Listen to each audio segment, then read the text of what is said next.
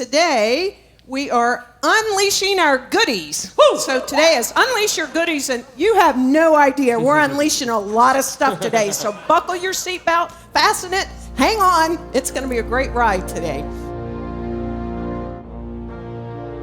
We're talking about spiritual mind treatment this month because it's our form of affirmative prayer. It's a powerful spiritual technology that allows us to unleash ourselves and unleash the goodness in life for us, for the other people that we do prayer for the planet, for any circumstances or situations that we do spiritual mind treatment about.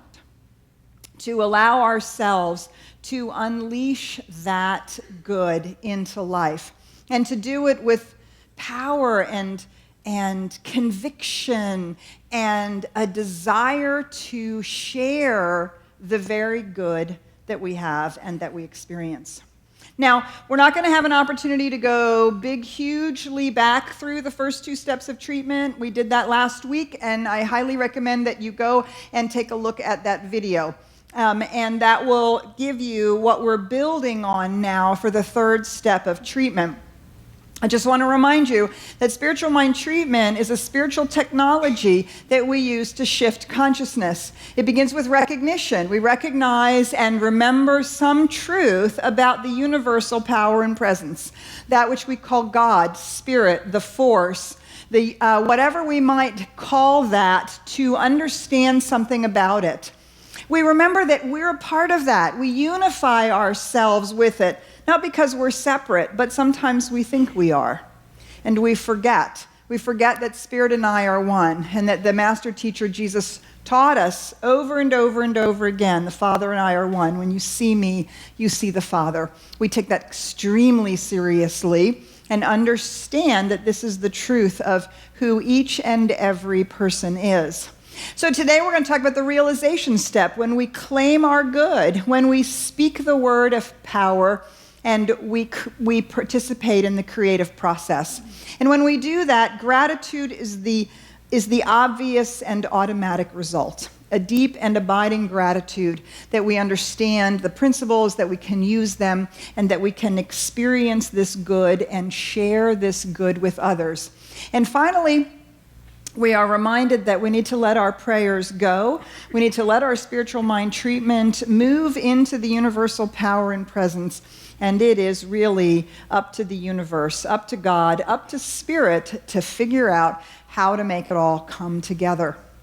And so this technology is designed to shift our consciousness, to shift collective consciousness, and to move us into right relationship with Spirit, with the transcendent mystery and the immanent presence, to bring those 2 things into alignment. And when we talk about the realization step of treatment, we're talking about knowing these truths and using this power in our lives. So when we begin with thinking about this 3rd step of treatment, this is the place in our affirmative prayer where we make our claim on the universe, where we actually speak the good that we want to experience. Now, you see, this is sometimes challenging for people. It's challenging for us because we wonder whether we're allowed to have the good, whether we're supposed to have the good, whether when we have good in our own lives, we're somehow robbing somebody else of it. And we have all kinds of weird false beliefs around whether or not we can make our claim on the universe, whether we can speak our word for our good. And yet we really take very seriously this notion that we are made in the image and likeness of the divine, that there is a creative process. And the ancients showed us in the book of Genesis, God said, "Let there be light." And voila, there was light. And God didn't say, "Oh, well, let there be some sort of things that wander around on the earth. Whatever's supposed to happen will happen." No, God said, "Let there be animals." God said, "Let plants." Very specific, very deliberate.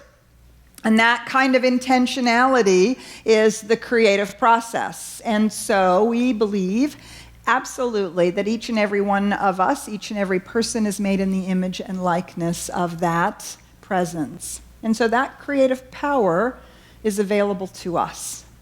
But it is only available to us if we will use it, if we will be willing to make our claim on the universe, to know this truth, to accept it, and to speak it out. Now, I love this idea of making a claim on the universe, and so I actually went out to the dictionary and I thought, okay, so what does it mean to make a claim on the universe? What does it mean to make a claim? And so I thought these definitions were absolutely fascinating. The first one, a claim, is to state or assert something, that something is the case, typically without providing evidence or proof. And isn't that what we're doing in our spiritual mind treatment? We are making a case for the fact that Spirit's present is present, that the abundance of the universe or the love or the health or the peace or the joy or whatever it is that we're focusing on is available. And we are claiming it in our lives despite the fact that at the moment we might not be having proof that it's really there, that it's there yet, right? And we have an opportunity to have faith, to not wait for the external evidence, but to make the claim of spiritual truth. This is really interesting. The second definition, an assertion of the truth of something, typically one that is disputed or in doubt. Now, if we weren't in doubt about our abundance, we would probably not be needing to do our affirmative prayer, would we? And if we were not disputing spiritual truth in our own consciousness, we would not be needing to do a spiritual mind treatment. So when we make a claim on the universe, we are asserting the truth, the spiritual reality as not only the life that moves through all creation, but also the life that has given itself into, through, and as us. And that it's seeking that same good as us, even though we may have some doubt about that. And we may even have some false beliefs from our past experience, our childhood, wherever it is we got that disputes that claim. And finally, this is probably my favorite, to make a claim is a demand or a request for something considered one's due. It is actually due. It is actually our birthright to experience the power and presence of the divine. It is our birthright to experience life and love and joy and all of these things that we name, to claim them as our birthright. What does the master teacher teach us? The kingdom of heaven is within us. It's not some time in the future or someplace out there or some way when we're more spiritual. It's actually right here, right now. The kingdom of heaven is within us. And that kingdom is the kingdom of good, and it is our birthright. And so when we make a claim on the universe, we are claiming this birthright, and we are saying yes to it in a powerful way. To make a claim on the universe is the third step of treatment, is to speak it out affirmatively, to powerfully accept our good. So when I think about this for myself, I have two ways in which I think about this third step, making the claim in the universe. The first one is to claim our good. So I love this image of standing there at the carousel with the bags that have come off they've come off the airplane. You actually have to go up to the carousel and claim your bag, right? Or you can just stand there and you can watch it go round and round and round and round and say, well, I don't know.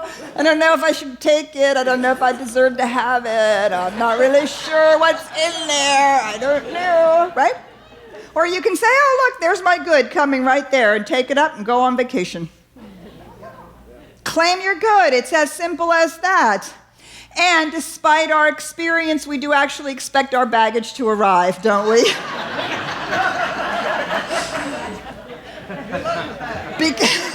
I know, I heard you, Renee.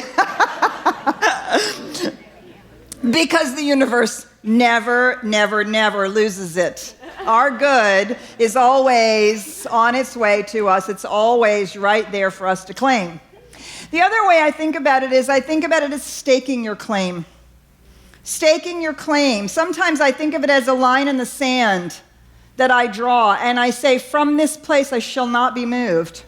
From this spiritual truth that I am the abundance of the universe, or the health of the universe is showing up as my life, or peace is possible on the planet and we are moving toward it, or poverty and homelessness are things that we can in fact eradicate. You see, when I stake my claim in that place, I am putting my stake in the ground and I am demanding of the universe that it responds to that which I believe is due me. And I can say it for me, due me, or it is due to me as the person I am doing my prayer for, or it is due to us as we do our prayer for the collective experience. But when I stake my claim, I'm planting that seed in the ground that Andrew sung so beautifully about. And I'm tamping it down and I'm saying nothing is going to wash the seed away. Nothing is going to dig it up. Nothing is going to disturb it. I am going to stand here until this seed grows into the manifestation of the good that I have chosen. To claim our good, to stake our claim. Now you'll notice that this is a pretty powerful place. I remember back in my own practitioner training 35 years ago, I remember my mentor, Reverend Virginia Seville, she would come to me for prayer even though I was learning how to pray. And I asked her one day, why do you come to me for prayer? And she said, Petra, because your prayers I believe. And why is that? Because I don't pray in an angelic voice, hoping and trusting that Spirit will flow through me and will move upon life. Now, this is a perfectly fine way of praying, and there are many people who pray this way. Personally, I don't, because sometimes I need the strength of my own conviction. Do you see, when I put my stake in the ground and I say, from this I shall not be moved. I will not be moved by appearances. I will not be moved by false beliefs. I will not be moved by my own limitation or anybody else's. I will not be moved by fear. I will not be moved by doubt. I have staked my claim, and from here I shall not be moved. For me to find that place of conviction within myself takes a fair amount of strength and power. But when I find that place, do you see, then when we find that place within ourselves, then we speak with conviction. We speak with deep and profound conviction. And it's not just the conviction. You know, we're often taught if we're going to do a visualization or we're going to do prayer, we're taught, well, just imagine your house and that your new house that you're praying for, or your new job, or your new relationship, and you walk around in it and you imagine the house and the kitchen and the things, and you visualize it, and then you have to really feel that you live in it. For me, that's not the fire that's required. Although that works beautifully when we're visualizing and doing affirmations and imagining our good. But for me, the fire is the conviction that I understand the creative process. That I know that when I know the truth of life and I know the truth of myself and I speak the word of power, that the universal power and presence can only say yes to that. The same way that as that seed is planted in the soil can only help it grow. Last week when we talked about the first 2 steps of treatment, recognition and unification, which is a bit of the meditative state. We always start our prayer in the meditative state. We are cultivating the field. We're cultivating the soil. We're cultivating our communion, our experience of the divine presence. And when we have cultivated that to the place where we are so immersed in it, do you see, then we plant the seed of conviction, the seed of consciousness that is planted with conviction and with power. And we expect it to grow and flourish and become the demonstration that we claim in our lives. Now, we can use other words that help us think about this. I know my good. I accept my good. I have spent a lot of years working on accepting my good, that I can really experience it, and knowing that when I accept it for myself, I'm accepting it for others as well. I know it. I accept it. And then there's this wonderful word we use for this step, realization. And so we used this image last week, the ocean as being the representation of the one infinite power and presence, and the drop being the representation of each one of us as individual aspects of the one.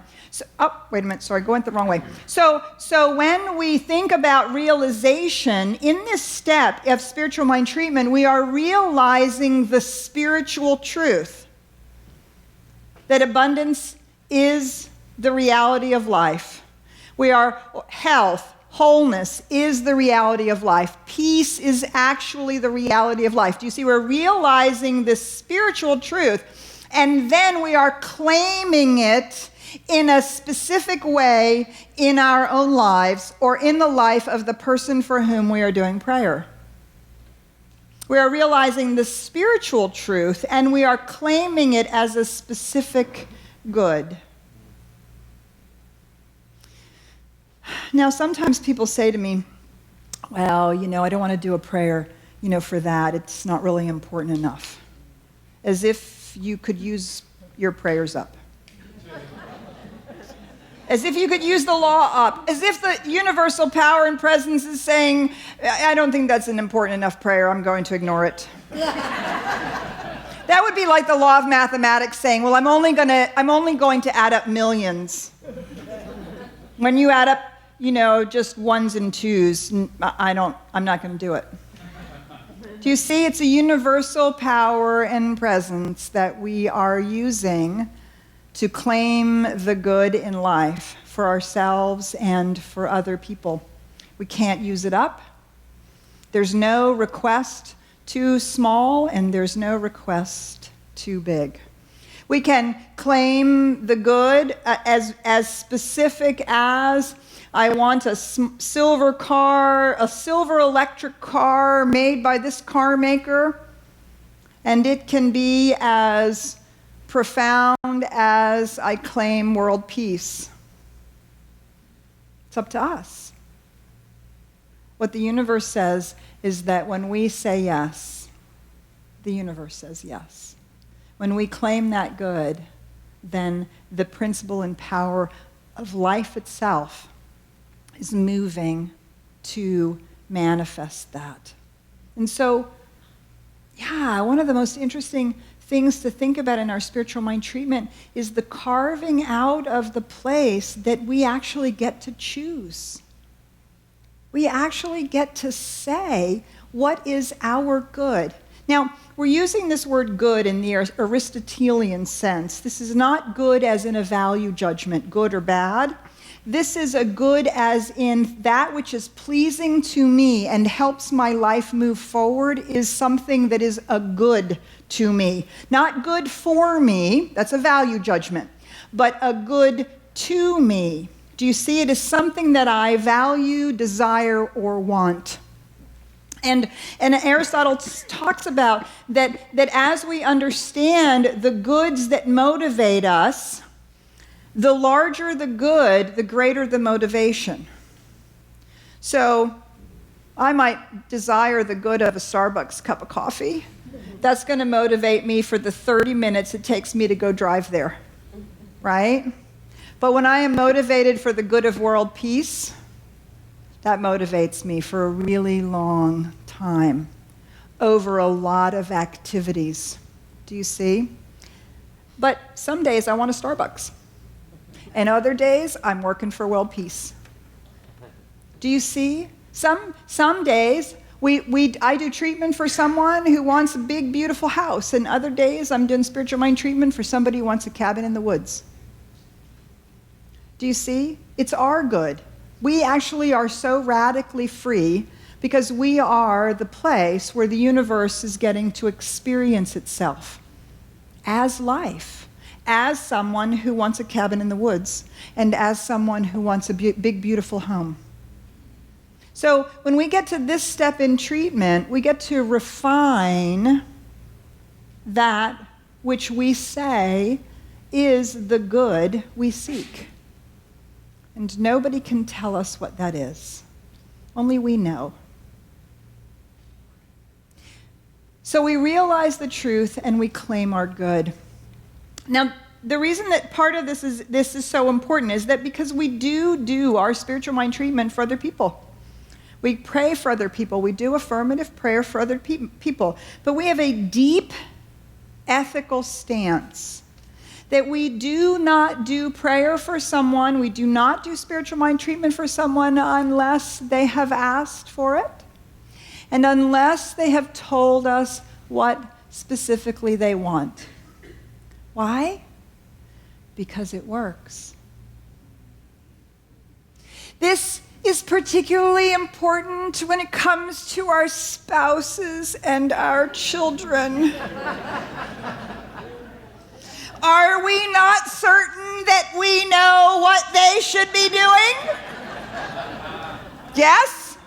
And if only our best friend would get that job or that maid or that blah, blah, blah, blah, then they would be happy, and so now we're going to jump right out there, we're going to pray for it. But what if that's not what they wanted? Right? We have an ethical prescription against praying for someone who has not asked for it because we know it works. So ask. Of course we want to pray for our loved ones. Of course we want to pray for our friends and family. Just ask, is it okay? And you don't have to use the word spiritual mind treatment. They will have no clue what you're talking about. Just ask them if you can pray for them. And they'll say, yes, that would be great. And if they say no, you can't pray for them. Because then you have judgment about their life, don't you? But when they say, of course I want, then ask, what for? You think they want a job and they want to go be an artist, right? You better not be praying for the job you think they should be having. You pray for the thing that they ask for because they have the power to choose that. Now, this does not mean we can't pray for babies and people in comas and our pets and things like that, right? Because they can't ask. We can pray for the person who we see who we drive by an accident. We pray for people who are suffering from war and refugees and all of that. We can pray. We can always pray for highest and best good. We can always pray for love to be present, for healing to happen, for good, for abundance to show up. What we can't be about individuals is specific about how we think their life should be. Do you see? And we say that because we know that prayer works.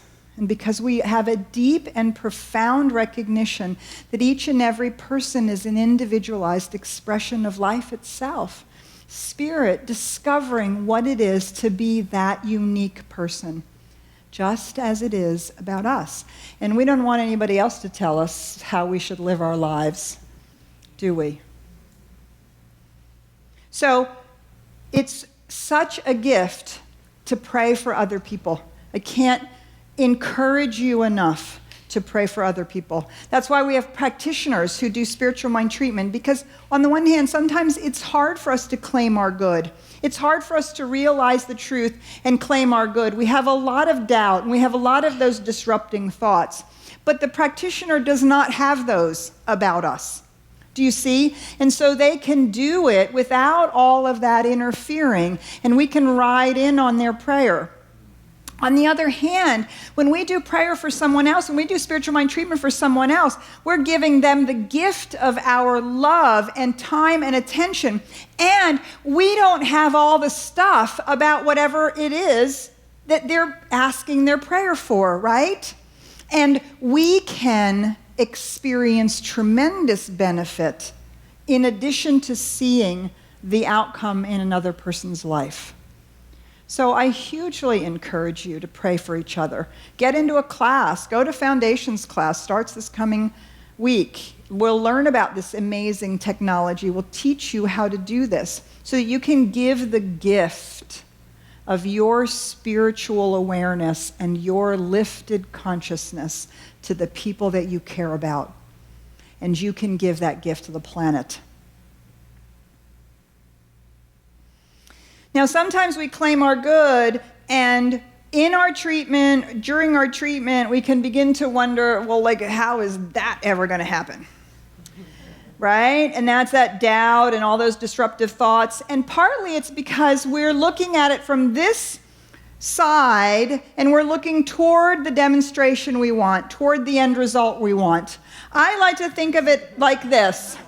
Right? And so when we're doing that, we're down there, way down there in the valley, and we're looking way up that mountain, and we're thinking, oh my God, I'm never going to make it. How am I going to make it to the top?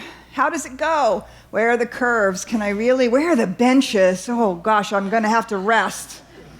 Right? And we might not even be able to see half the trail. We're standing way down there in the valley, and we can't even see the whole trail, and it can be overwhelming. And so sometimes what happens? We don't climb at all, do we? We simply talk ourselves out of it. Or we get part of the way up, and we can't imagine how it's going to continue, and so we stop and we turn around. In our spiritual mind treatment, do you see we are never standing where we are currently in the current human experience. We are always standing at the end results. We're standing at the outcome. We're standing where the demonstration is already happening. We already have the job, live in the house. We've already experienced something towards world peace. We're already in that place. So essentially, it's as if we go here to the top of the mountain and we look back over our shoulder and we go, wow, I made it up all that? That was amazing. I had no idea it was going to be so easy. I had no idea that perfect bench was going to be there just when I needed it. I had no idea that there was going to be that view just when I needed inspiration. Do you see? When we are speaking in our spiritual mind treatment about claiming our good, we speak from it as the end result. The master teacher, Jesus, he taught us, ask believing you have already received, and you will receive. That's standing at the end of the trail and looking back and going, wow, I'm celebrating that I'm here. Whether that is I'm celebrating the fact that my body is back to normal in terms of health, whether I'm celebrating the fact that I've just spent 10 years getting a PhD, or anything in between. I'm standing at the top of the mountain, at the end of the trail, describing how I have experienced coming to this demonstration. So this is how I understand the realization step. This is my personal definition of the realization step. Describe the experience and the results from the point of view of the future, looking back to see how you arrived. Do you see how overwhelming it is to think about it from this point of view? And that's when we use the words, it will happen, it's going to happen. We don't use any of those words in our spiritual mind treatment. We expunge them from spiritual mind treatment, because when we're talking about it will happen, it's going to happen, we're looking up that mountain going, oh my God, I have no idea. But when we're standing at the other end of the trail, we are describing what it feels like to stand here with such conviction that the universe has no choice but to say yes. Yes. And it knows how to get us there. We do not have to know how the trail is going to unfold. That is the job of the universal law. And so our spiritual mind treatment is this logical process, this progression that we do that allows us to move through these steps of treatment to that place where every part of our being says, yes, yes, that's it. That's the truth. Yes, I believe that. Yes, I accept that. Yes, I am making that claim on the universe. Now, we can do this work collectively. And a lot of us use this phrase, I'm going to go meditate on it. Right? When we say I'm going to go meditate on it, what you're doing is a spiritual mind treatment. Because the meditation is the first 2 steps of treatment, and then you have an intention, you think about world peace, you're meditating on peace, right? What you're doing is a spiritual mind treatment. So we want to invite you to participate in the International World Peace Day meditation. Saturday, September 19th, this coming Saturday. Now, Reverend Karen already said we're going to be at the Pride Parade on Sunday. That's a very, very big deal. So we're going to spend an hour in prayer, in meditation, collectively. And the cool thing is that this is a globally synchronized prayer with the Gaia Field Project and the Shift Network. The Dallas Meditation Center and we are going to be having that meditation right here in this room. We want you to be here at 6:45 because at 7 o'clock, which is noon Greenwich Mean Time, it starts. And on this screen, we'll have the Global Care Room, and what we'll see as people come online, we'll see everywhere that people are participating in this globally synchronized meditation. Last year, there were 1,200 places that said we're participating. It'll be fascinating to see how many there are this year. And so we're going to sit and we're going to do spiritual mind treatment, meditation for world peace, for peace on the planet, in exactly the same way that we would be doing a treatment for our own individual lives. So we really want you to come and be a part of that. This week has been chock full of really being about the work in the world. We have as you've heard about the Pride Parade. I also want to say thank you to everybody who came yesterday. Yesterday we had our Listening from Love, and man, it was an extraordinary experience. We had such a wonderful diversity of people and an extraordinary opportunity to listen to each other from love and to really bring our consciousness to the issue of race. And so race and peace and discrimination and inclusion, we can bring our prayer work to these things as fully as we bring it to our own lives. We're going to continue diving deeper into this on Wednesday nights, so please do come and get your step tags for your spiritual mind treatment prayer wheel. You don't want to miss out on that. And finally, I want to remind you that this is not only treat yourself, but it's treat and move your feet. So September, we're moving our bodies. We are not just doing the prayer work, but we're also moving our bodies. How many of us are moving our bodies more this month? Yes, and is it amazing or what? Is it awesome? So I'm really, really glad to hear you do that. I'm going to continue to encourage you to do that. I found it absolutely fascinating that as we were starting this month on moving your body, I have this thing going on in my shoulder and I have this thing going on in my hip, and it's all about not moving enough. You know, it's sometimes it's annoying being the minister. We actually have to work through these things before we have to get to talk about them because they have, keep it real. It's got to be real. So I am really, really in on this with you guys. So make sure that you're moving your bodies this month. Really feel the difference, see the difference. And Reverend Karen and I are both getting desks that you stand, that you can lift up and stand and do work. I'll post a picture of it. I'm more standing, more walking, more moving. And then the last Sunday of the month, we'll be sharing our demonstrations about all of this. So that'll be really great. So in our theme of keeping it real, we keep it real by deciding what we want to do our spiritual mind treatment for and then doing it. So let us pray.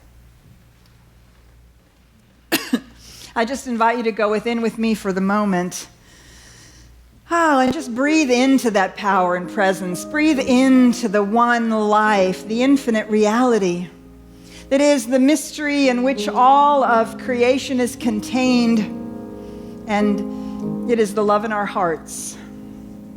It is the presence that guides us, the life that lifts us. It is the infinite reality that is right here where we are, moving through all of creation. And so this morning, as we recognize this one power and presence, and we remember that we are unified with it, let us realize that all that good is already right here. That the kingdom of heaven is at hand, that life is already showering itself in, through, and as all creation. Our job is simply to claim it. Name it and claim it. Name the good and claim it.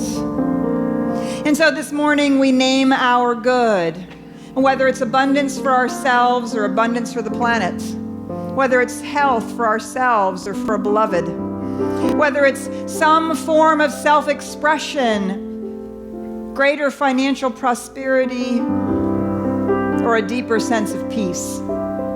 As we name our good, we claim it. And we know that as we do so, the universe absolutely responds by saying yes. And in gratitude to know that this is how it works, and that there is a power for good in the universe that we can use. We simply release these words now.